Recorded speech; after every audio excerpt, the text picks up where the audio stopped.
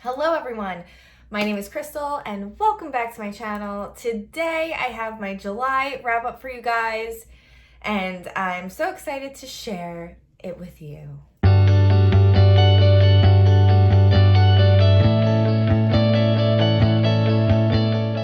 Wrap up is basically a horror in 24 wrap up. I really didn't read anything else this month, but also my TBR for horror in 24 has completely changed from the start. I just was upset with the books that I chose for my TBR for horror in 24, and I'm excited to tell you about what I ended up reading instead. What I want to talk about for this wrap up is The Year of the Witching by Alexis Henderson. Now, this book was gifted to me from the publisher for review, and I am just so excited that I got it. This was on my highly anticipated list this year for a book because it is about witches in like pioneer time, and it's just so gothic and it's so witchy, and there's a dark woods in here. It's just so perfect. It's perfectly feminine as well. I love how strong our main character Emmanuelle is. She is so powerful and not annoying, and it is kind of like that chosen one trope, so beware if that's something that you don't like, but it's a very small hint of that in here. She is just a powerful female main character who I want to be, especially for the time period that this took place. It is a historical fiction story about witches, about some evil witches in a dark wood, and how they kind of relate to our main character. Of course, she is tied to them in some way. Also, throughout this book, they are battling these plagues that are taking over their city. People are dying, and she needs to get to the bottom of it, along with her friend Ezra. And there's so many other characters in this book. It is a very diverse cast of characters in this book, which I really loved as well. I gave this a 4.5 out of 5 stars. It was just so good, and I can't explain to you how good it is. You just have to read it. I just absolutely loved how powerful this book is, and it is a debut novel by the author, which I find really crazy because the writing in here is so beautiful, so well developed. You would think that she's written many books in the past. I cannot wait to read more from Alexis Henderson. I need more books from this author. Finally found a new author. I was reading the blurb about the author, and she grew up in Savannah, Georgia, which is one of the most haunted cities in the world, and she grew up with a lot of ghost stories. So this story is definitely inspired by where she grew up and how she grew up around ghost stories and spookiness and witchcraft and all of that. There is a lot of witchcraft in here, a lot of good witchcraft in here that I love. So if you're looking for a historical fiction story about witches that is really good and not boring, it is gory. It does have a lot of horror aspects to it. There's a lot of trigger warnings for self-harm in here, and if you're someone who gets woozy with, descriptions of bloody things, then I don't suggest reading it. But it is such a great story. It is YA, but it is on the darker side of fantasy, so it's not light at all, and the subject matter is pretty dark, but it's very refreshing in a way, because I haven't read a book that blew me away this much since The Wicked Deep, I guess, like YA wise, and especially something about witches, because you guys know I read a lot of books about witches. So this was high on point, highly a researched historical fiction book about witches, and I just loved it. So I picked this for my gothic horror option for horror in 24, and I am so glad that I did. The next book that I finished was Summer of Night by Dan Simmons. This is For the prompt, a book that's been on my TBR for a long time, because this book has been on my TBR for a long time. Even before I created Booktube, I have been wanting to read this book. I've just heard so many great things about it throughout the years from friends, and I just never picked it up. And here I am. I finally got to it. I finished it, and this is probably one of my most favorite book that I've read this year. 5 out of 5 stars. I just love the dynamics of the characters in here, the kids. It was very It-like by Stephen King, but not. It's definitely mirrors the characters in the story just very slightly, but it's a totally completely different story than It. But if you're someone like me who likes reading coming of age stories about young people, this was taking place in 1960, so that was the year that my parents were born, so I kind of just have some knowledge of the nostalgic things that were mentioned in here. But it was really just such a great story, and I can't wait to read the sequel. So let me know if you read this. Yeah, I just absolutely loved it. So like I said, if you're someone who loves It and that's like your favorite book, and you love Stranger Things, you're definitely gonna love this book. There's a lot of squiggly, wormy, grotesque like horror in here, so if you're squeamish about that, just beware. It's just, usually I don't dig that kind of horror, but I just really love the story. It took me 2 weeks to read this, which is a long time for me for a book, but I wanted to read every single word, and I was in no rush to pick up anything else while I was reading this. It was just so dang good.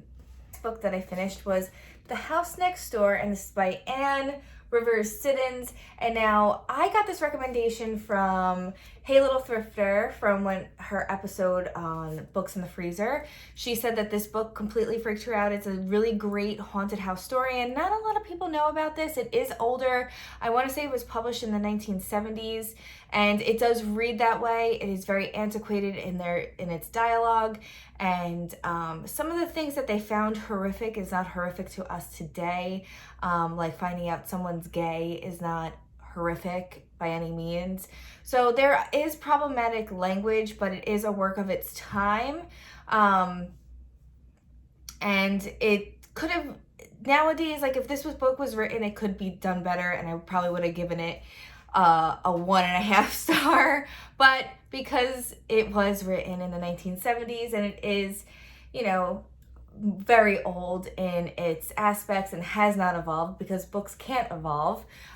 They are what they are when they were written. So according to that, I gave it a 3.5 star. I enjoyed it. I wasn't as spooked out as I thought I'd be, and it wasn't exactly the type of ghost story that I thought it was going to be, but it was great. It had a lot of like Conjuring vibes to it, Amityville horror vibes to it, but you didn't really know. It was very speculative. You didn't really know if it was a ghost haunting or if there's just something wrong with people, but it was definitely, there was something wrong with the house, and that was the situation.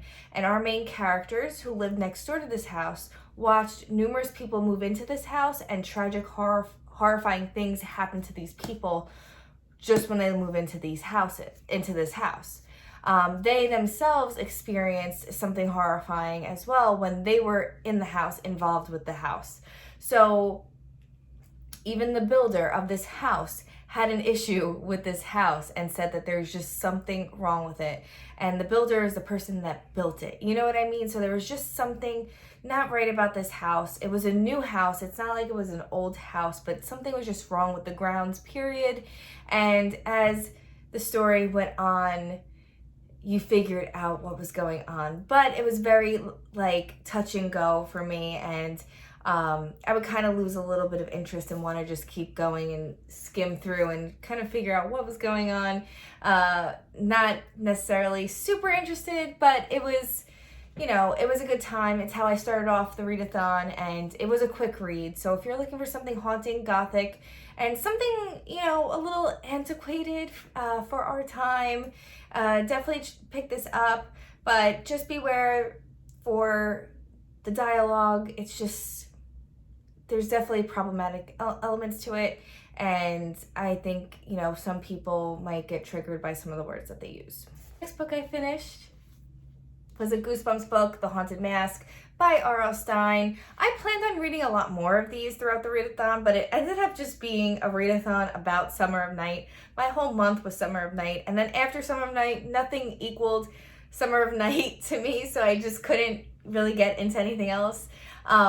But I really loved revisiting this book. This was so good. This was my favorite Goosebumps story growing up as a kid, and I'm just so glad I revisited it. I love how R.L. Stine always leaves that ending where, like, what's going, you know, like, it always leaves an open-ended cliffhanger ending, and I just love that about his writing.